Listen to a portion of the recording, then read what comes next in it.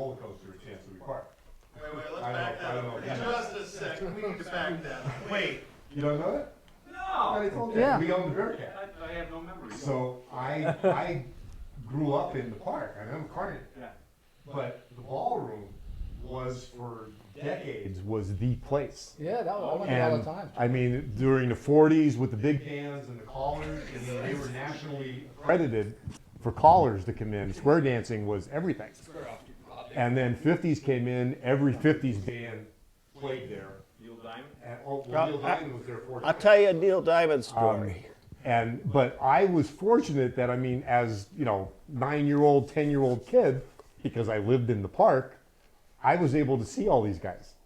So, I mean, 10 years old, I'm in there with all the teenagers, watching all these amazing bands. And, I mean, I was the only one. But we had in the park, she had in the office, everybody who came through autographed a picture for them. And there was just 3 rooms in the office that were nothing but pictures of all these bands that came through Suey, like, Sheffy's thing, Sam Sham and the Pharaohs, the largest crowd, Neil Diamond was there, I mean, all The of Temptations were there. all the 50s doo-wops and all that stuff came through. Dion was there. Unfortunately, all that got lost in the flood. Oh, man. The girl who ran the office had all the stuff packed away, and when the flood hit in 72, gone. All of it, which was Neil just Diamond. heartbreaking. Neil Diamond, the first time he came to play there, he came with just his acoustic guitar, and Joe Nardone's band was going to back him up. And he had, I think maybe Cherry might have been out, but he was not Neil Diamond as we know him No, today. he didn't have the Coke commercial yet either. And Neil, he comes and he goes, well, where's my amp? And he goes, well, you play an acoustic guitar. He didn't realize, this is Joe Nardone was running it, he didn't realize that you needed an amp for this acoustic guitar to plug it in. And if anybody from the park remembers Billy Juback, Yeah. it says, wait a minute, the kid out here, he's got an amp. The kid out here, he plays in a band. He's got an amp. So I was running the little boats for the kiddies. Come on, kids. And Billy Juback runs out, can we borrow your amp? Can we borrow your amp? So I went, I lived in Lee Park. I was only a couple minutes away. Went home and got the amp, brought it out, and I had no idea who Neil Diamond was. But Cool. Great. At the time. yeah. Wow, that's great stuff. But I did get to play at Sansui. Yes, we did. We Yeah, did back play in it. the late '60s, Yeah. before they went under with the band Soul Congress that we were in. It's funny, in some ways, things have sort of returned to that. Back then, the bands had to tour to make money. Yeah. And now with You gotta tour to make records money. aren't, now everything's empty. Bands are back to, you got to tour. They're doing more The tours records than alone they don't do it. did there for a while, Let's talk about where we've played recently and places we like to play. We just did a really fun job down in Hershey Excellent venue. at Really a new venue called the Englewood, and they have a state-of-the-art Clear Brothers sound system that was put in, and it is just the place in South Video Central. system, backdrop. Yeah, South Central Pennsylvania's #1 venue for rock and roll, and big national acts coming in. It's just a wonderful place. Nice Yeah. Great dressing room. Great dressing Yeah, room. great Our green own- room. Give me green no, room. Our own green no, room. no stripper shower.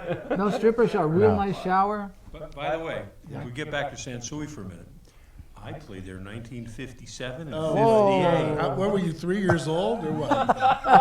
Get the hell! Dead serious. I played for Krieger Brothers. Oh Oh, They the had Krieger the Brothers Sunday thing happen. Polka party. So, 2 guitar players, 14,000 accordions, and 600 clarinets, and there's Jody Bush going, hey, what the heck?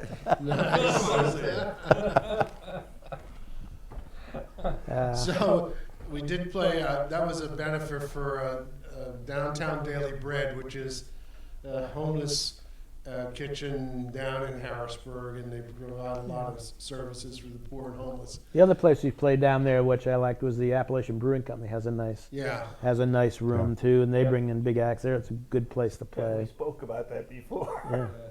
That's come up And then we've played 20 years out at Iron Temple, We have a yearly gig out there, a fundraiser. That's a great venue. Just a great place to play in. And You know what? One of my favorite venues we played at, back when we played, not getting away from the recent stuff, when Sandy Beach had the big pavilion out there where you'd open those windows, you're looking out on the lake, and the Saturday night playing out there, it would be full. It was a great place to play. We're one of the last bands, if not the last band, to play at Hanson's. At the pavilion there, back in the late '80s. We needed a fill-in drummer too. And I was going in that direction. Our really great friend Rick Joseph, who was our drummer in the '60s with Goat and I and the Soul Congress, had been an original drummer for. Never missed a job. Never missed a job. Never. With Tom Slick, and he was our drummer until about 15 years ago or thereabouts. When he passed away. When he passed away. But we were playing that reunion gig that we were doing at Hanson's in the late 80s. He was so fired up. He just wanted to play that gig so badly. And he's all pumped up. And he had a bottle of blackberry brandy. And he's hitting this bottle of blackberry brandy and hitting it. And we're like... Till he finished it. Till he finished it. And this was sort of out of character for him. But he was so psyched up, he blew it. And he was passed out, losing it on the floor. And we actually had to go out and say, is there a drummer in the audience? And who was there but Paul Metzger from the Wazoos. And Paul played the whole night with us. It was just so cool. And we're still friends with Paul, too. We, on Facebook and whatever, we talk to him a lot. But I know he's friends with Jody. And it's musical chairs, with my Zydeco band. Bob Griesick was in that, and he plays with Sheffy and which one of them? Joe Nardone and the All-Stars. With Joe Nardone and the All-Stars. So it's all us old-timers just shuffle back in and out of different bands. I want to add something to that too, because there's so many good musicians that are out there, young, old, and it's great to see that, diversity amongst musicians, that they can just bounce between bands. It's not just a band anymore, that it seems. There's so many musicians, or lack thereof good musicians. We stay within our circle. So it's really nice to see that there are, groups that are still moving, and there's, again, like drummers, guitar players, singers, that everybody's able to utilize that music community. So if somebody's looking for something, somebody's out there that can do that job. And it just takes that reach out. There's multiple media sources that are out there now that if you need somebody, you can reach out and find somebody. So I would say to the younger generation that is watching this, keep it up. There's always bands, there's always good music out there, and, there's always good people that are willing to, bring you in under their wings. So keep it up. Live music scene is very much alive within that community. Yeah, and all of us have proven that you don't ever have to stop playing. Right. Never. No, you don't ever have to stop playing. We've been playing for 50 years, and I'm going for the next 50. Well, yeah, and Tom Slick is still successful and getting better every year because these guys go out and play with these other great bands. They're constantly refining their skills. And that means so much to our group. That's how we get better because they're just so diverse in what they've been doing. It's great. Well, and it's not just, refining it's like, my thing is to play a different instrument in every band. So even though we're probably not going to be using my pedal steel skills here, it's still... I have a couple of Patsy Cline songs I want to do. How it fits into what these guys are playing and those guys are playing. Jack. Okay. Gentlemen, Yes. can I ask a few questions? Yeah. Let's sum up the last 50 years of Tom Slick and the Grease Slappers. How many shows do you estimate that you have performed over the last 5 decades?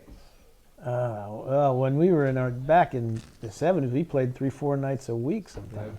Yeah. We played at the Highlight 2 or 3 nights a week, then we'd travel on the weekends, and then there was kind of a hiatus when we all went and got like regular jobs, went off to school. Then we got back together back in the 80s, Yeah, mid-90s. mid-90s, and In earnest. in earnest. And we do Shake at the Lake. We do, it's got to be in the thousands. Thousands. Yeah, I think that's what I think. I couldn't put a number on it because it's too many. 3,426. Exactly. I thought it was That's close. 7. Are you good at math? Nice make up the numbers. He missed one. How far has Tom Slick actually traveled? Where have you guys taken this show to? Well, We're in Hillhouse Creek tonight. Besides Laurel Run. yeah. Right, where are we at? If you want to say that I was fortunate enough, when Lenny and Bonnie started the Tom Slick show in Denver, they asked me to play the guitar out there because their guitar player was still in high school. So, and Yeah, I know how that feels. their guitar player was still in high school. And I'll tell you this, their guitar player was still in high school. So I said yes. So they put me on a plane. I flew out there and I played for a couple months. And then their guitar player decided to quit high school and come back to the band because he missed it so much. And this guy, I don't know where he is, his name was Billy Wells, and he was a kid. And I can sit here and I can honestly say he was one of the best guitar players I ever heard and played with in my life. And that, he was good. And so I played out there with them in Denver. We went to Canada. We played in Regina, Saskatoon, Calgary. But then after that, they played like in Texas down They at, played in Texas. I met up with him on my travels with going from base to base. I was in the Army at the time in San Antonio, and I went down and met up with them in Houston, and I played a night or two with them down there. At the Astrodome. Yeah, the Astrodome. Yeah, that's pretty cool. Yeah, That's yeah, cool. the Astrodome. Wow. Were you in the parking lot or? Yeah. Hey, I also sang at the Met. In the parking lot. No, it was in the lobby. Yeah. As a backup here, Lenny Mayday, who was basically Tom Slick, he had moved out to Denver and started the Tom Slick Road Show, which wasn't a 10-piece like we were. It was just he was just a 5-piece. Yes. And but Lenny was a force to be reckoned with. He could get in front of 10,000 people and tell them all jump up and down, and 10,000 people would jump up and down.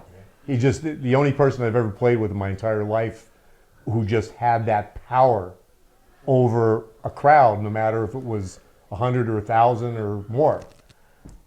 And then so you came in then pre or after Jinx? Before. Jinx shows. Okay. I was the first guy to leave Denver with them Yeah. and go on the road, so to speak. Is that what you mean? Yeah. Yeah. And So- then there was Billy, and then I said to Lenny, I said, what happened to Billy? He goes, oh, he's drunk in some alley somewhere. Like that kind of thing. And then we got Jinx, who was a schooled, fantastic musician. With, And he Still is. with a 24-inch mohawk. He's like the president Oh. of music at San Diego State University or something. And he plays And he's great. constantly. Great, yeah. Yeah. He's a big rockabilly player. He's a hell of a player. Okay, how about the first time Lenny came back to play with this band? He came in from Colorado, and it was always interesting, when Lenny would come back, but this was the first time. So we had to fit him into our show because he was out there, he was no longer part of this group. So we would bring him back, and he would fit in, and we'd find the right songs for him to sing. And he just had a different style than we did, and it was scary because, we had a very structured program. Okay, we're going to do these 40 songs tonight. yeah. And Lenny would go off on a tangent, and he'd be doing a song for like 10 minutes, and like getting people doing Congo lines and stuff. We're like, bunny hop. Like put your feet in and put your feet out and all this stuff. And like form a line. And I just remember freezing on stage. And I walked off stage. I was walking through the parking lot. They had to tackle me in the parking lot to get me back on stage to play. I was so disgusted with this guy coming in, who was a friend from high school of mine. We were great buddies. But he just sort of just disrupted this show and took over it. I couldn't handle it. I quit. Well, that was the night that we were supposed to end the song, and he just kept it going, yelled out G, and started a whole new song. We didn't know what the song was. He just said, in G.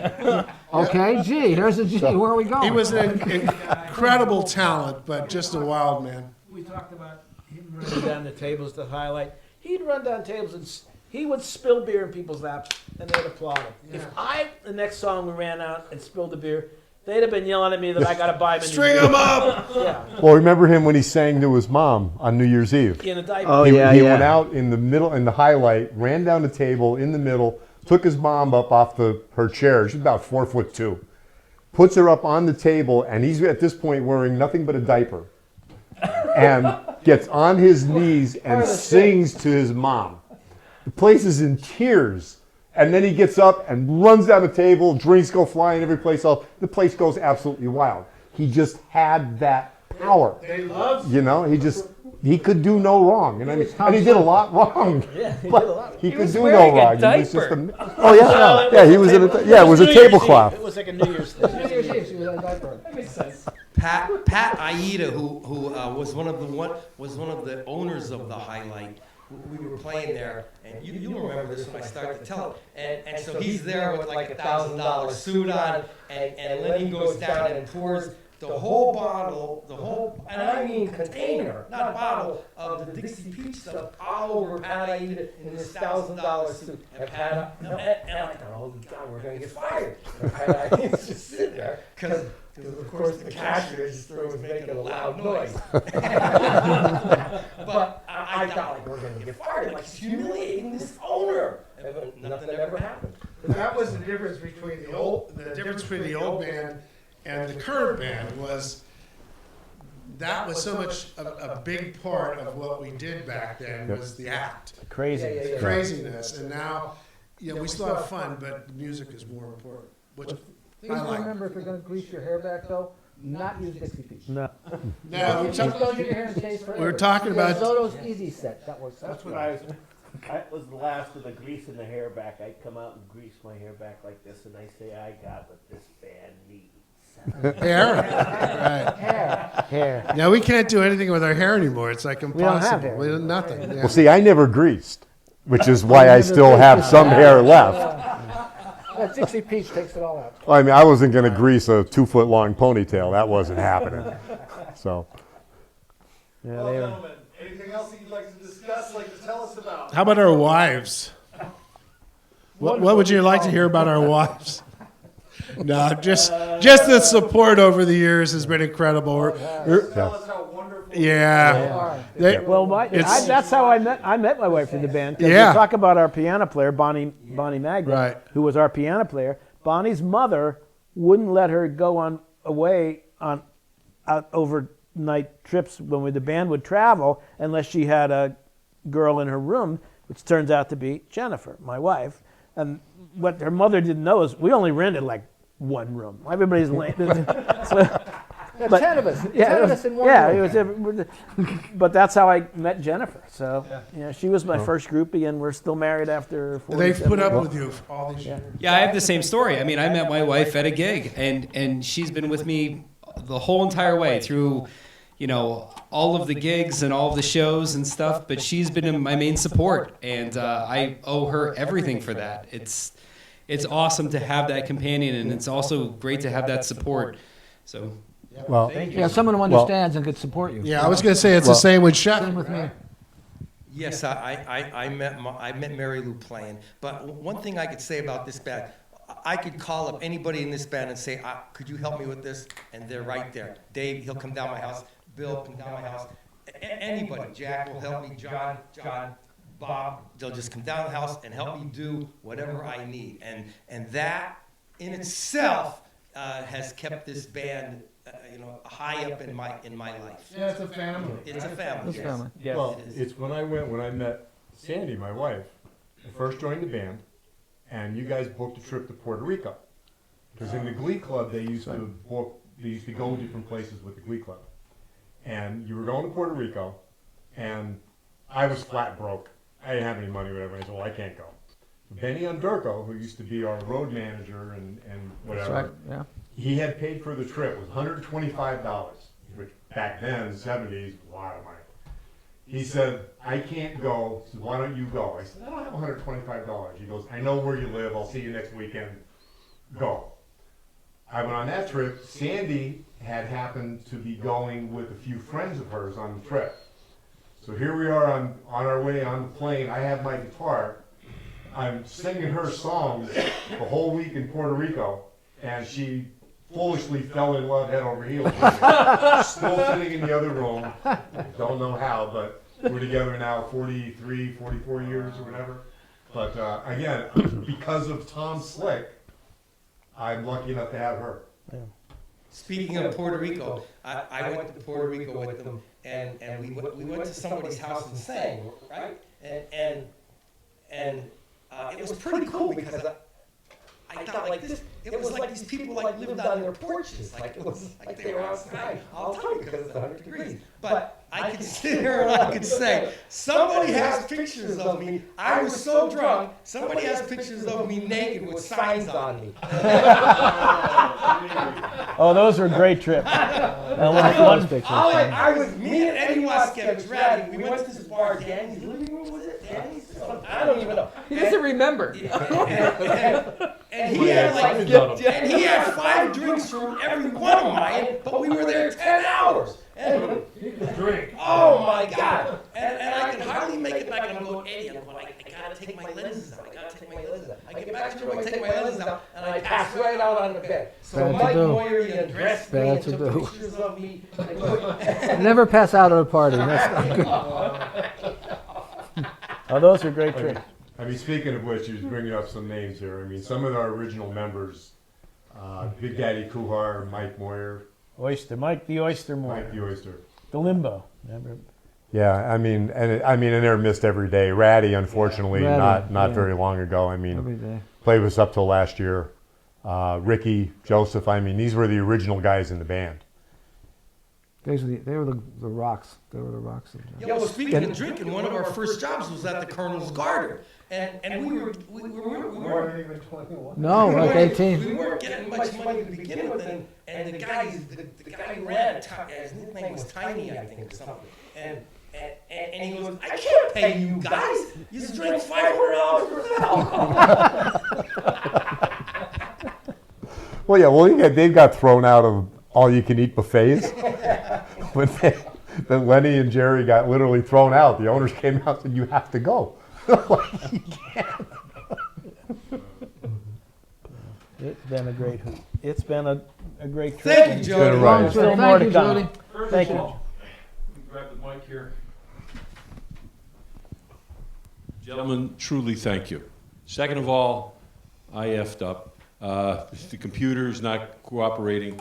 You're going to come back again. We're going to do more drinking, more conversation, and we're actually going to play some music. But right now, you guys are going to play some music.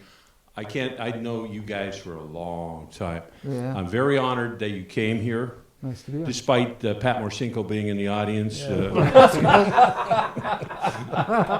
Just saying. John gets drunk, he can play. It's just been wonderful. This is a wonderful trip. We're musicians forever. And that's why I wanted to do Jody Bush's Community House, to share these stories with some people that are still out there going, whatever happened to those guys? What's going on? What's going down? So please, YouTube channel, everybody share that. My new son, as he calls me, new dad, Todd Ankowitz back there. We got a picture of him, Tim. Yeah, that's good enough. Get off him. and Tim Beaver's my neighbor, who is just a wonderful guy, and is we have a couple other people that are on the board here making this happen too. But again, thank you guys.